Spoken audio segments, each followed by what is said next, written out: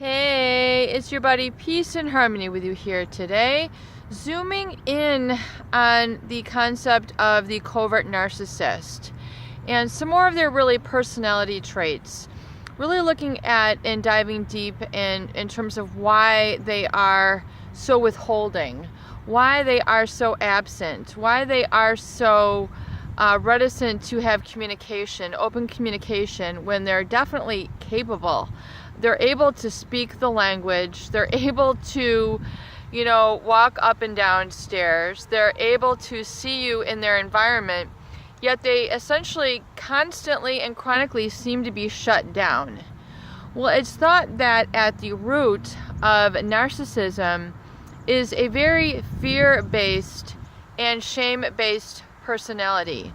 Someone who feels inherently flawed. Someone who feels inherently insecure.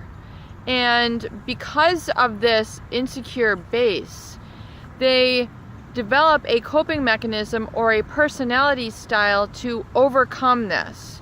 So rather than being vulnerable and being open to being humble and being humane and essentially, making mistakes, which all people do, in fact, mistakes are a great opportunity for learning. And it is really through mistakes that we actually have our greatest lessons, and it truly builds our character. So the narcissist, the covert narcissist in particular, engages in quite a bit of silencing and really sort of hiding behavior. And this sort of behavior will keep them shut down emotionally and shut down verbally and shut down physically. And they're operating from an unspoken rule that they really don't want to make any mistakes. So in essence, just a beautiful birds flying there. I was like, whoa. So in essence, they don't want to appear real. They don't want to appear vulnerable. They don't want to appear human in front of you for whatever reason.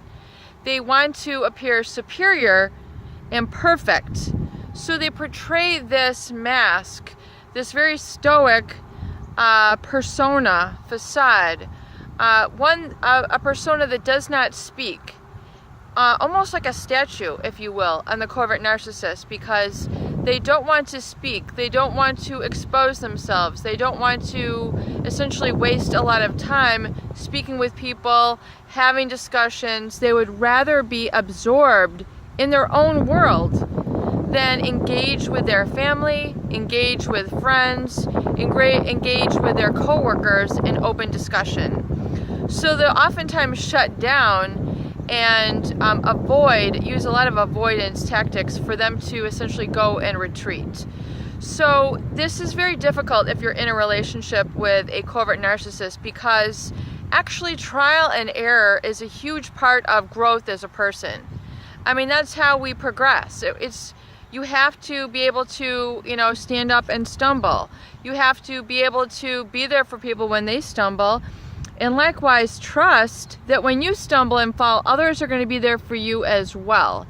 So the narcissist, the covert narcissist is so lacking in this, it's almost as if they're lacking in a sort of trust with you in the relationship. So they're not able to, reach out and establish that trust bond, that communication bond, the willingness for them to show their real selves. So they put forth this persona, which in essence, I really think it causes people in their environment to be able to, not relate to the genuine person. So they struggle to be genuine with them, and they end up being really controlled by this reserved behavior.